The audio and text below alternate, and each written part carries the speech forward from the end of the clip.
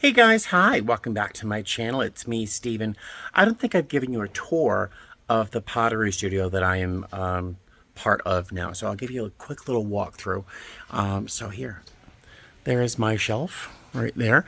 This is a bowl I just threw. The class assignment was to throw a pasta bowl, and that is one.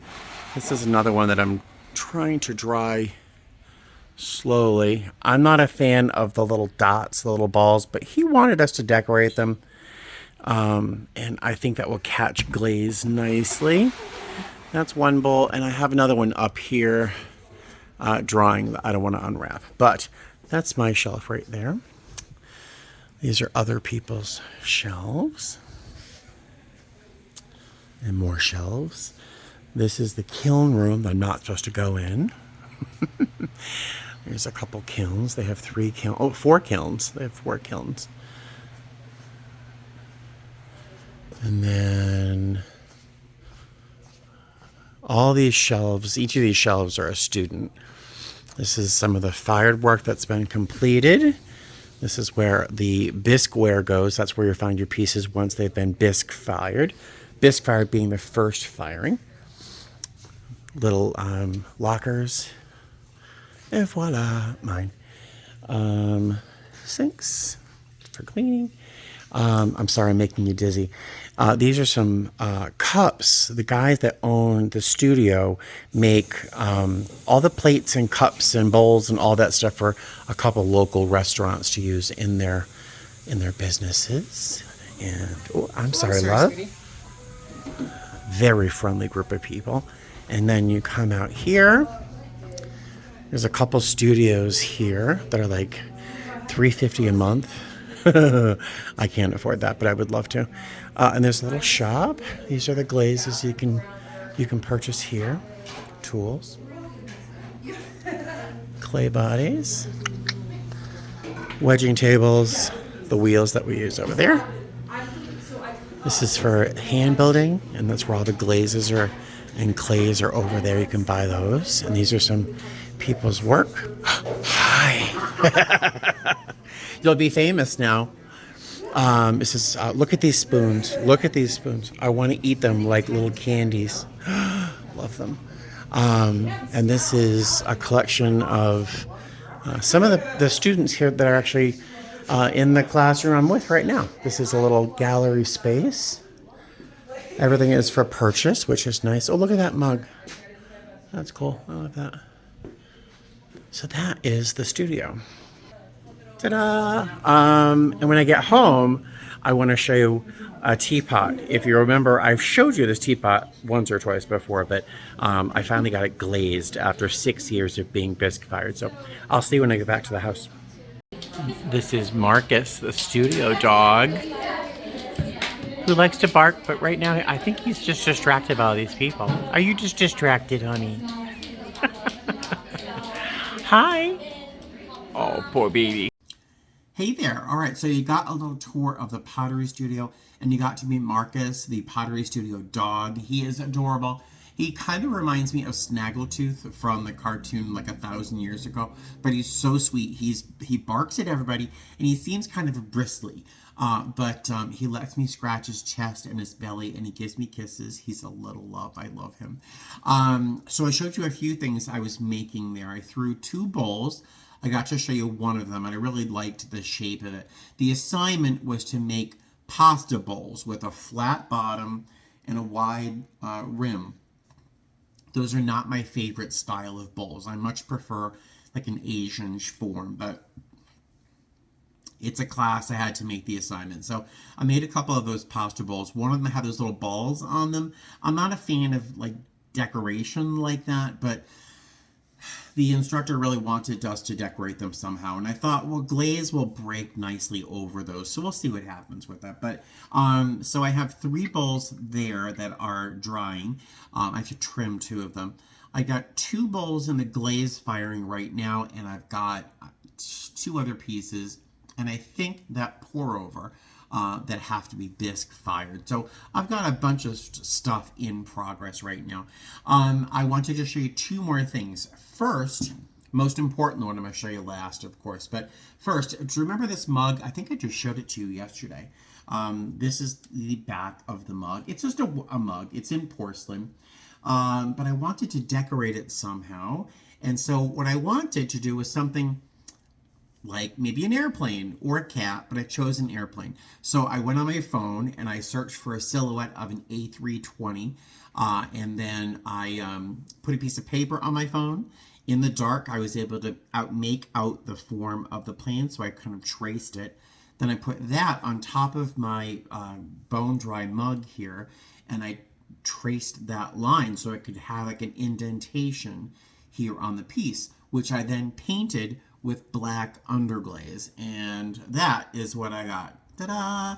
So it's kind of funky. Like the tail is not a really good tail. The rest of it looks pretty good. So I just painted it by hand with that little tracing. So it doesn't look too bad. So I'm going to fire this. I'm going to bisque fire it, which it's first firing, where it almost becomes vitrified, but not completely. It just is more durable. Then I'll glaze it. So what I'm going to do is do like some sort of watercolor wash around the plane somehow, and probably just put clear on everything else. I'm not quite sure, but we'll see what I'll do. But I will further decorate this once I have it bisque fire. But it's a good start. It's a good start. I think the proportion of the plane on the mug is good. I'm not fond of the handle, but ergonomically, it's a good handle. But I just don't like the way it looks. But it's going to be the most labor-intensive mug I have ever done, but once that's finished. But the thing I really want to show you is the thing I'm most proud of. Back, of course, it's a story, right? Back when I was living in Florida with my exes, I was throwing pots every day, and I watched a lot of Shin Lin. I can't say it properly. He's just really amazingly talented potter on YouTube. I watched a lot of his videos, and he makes a lot of teapots, and apparently potters make teapots. So I wanted to try a teapot. This is my first teapot. I've never made another one, and I did make a couple after this, but I ended up throwing away. But this one was such a huge success. So let me show it to you. It was bisque fired. I know I just told you I was going to show it to you, right? It was bisque fired back when I was with my exes, but then I didn't have access to a kiln after that. So it just remained bisque fired for like 6 years or more. So I've been carting around all over the country bisque fired, which is still pretty fragile. But this place that I go to, Clay Arts Vegas, does cone 10 firing, and this is a cone 10 body. It's a cone 10 porcelain. And it only cost me $2 to fire it. I had to buy the glaze, of course, but it had been white for so long. How's this for a lead up to a hopefully impressive showing? It had been white for so long. I wanted it to be colorful. I wanted it to be bright, but also very simple. So I chose, see the color? On camera, it looks more baby blue, like a Fisher-Price teapot, but in person, it's like a toss between a turquoise and a sky blue, and I love it. Don't you love this handle? Is this not like the sexiest handle you've ever seen in a teapot? I love it. So I threw every single piece of this on the wheel, and if you don't know what throwing is, it's kind of like the movie Ghost without the dead people. You throw the clay on, you kind of force it to center, and then you throw things on the wheel. You pull it up and you make what you want out of it. So first I threw a bowl, a little footed bowl, and you can see the foot there. It's a good foot. So I threw a bowl form, and then I threw a plate, was this, and I used my fingers to make these little grooves while it was turning on the wheel. Do you see the grooves, the way that the glaze breaks? Oh, there you go, better. You can see how the glaze breaks and pools in these little things here. So I made a plate, and then I used that as the top of my teapot. I threw this little ring, see that? I threw that as a separate piece, and then I threw this spout. I couldn't think of the name. I threw the spout, and then I kind of bent it a little bit. I also threw the handle. So I threw a piece of clay on the wheel, opened it up right down to the bat, and I opened it all the way around the entire bat. So I had this like little wall about that thick. I let it come to leather hard. I cut it off the wheel. I attached the pieces I want, and then I used a clay shaping tool to scrape away and form this ribbon-like handle, which is just really a joy to hold. It's so nice. I also threw the lid, which is this little thing. And you can see how I shaped the inside of the lid. And I like how this is asymmetrical. I don't like a lot of perfectly symmetrical things. I'm kind of weird. So I like the asymmetry here. Isn't it pretty? I love this thing. I'm so proud of it. What else? It pours very nicely. When you pour, it's a very important aspect of a teapot. It does drip, though, right down here, but teapots drip.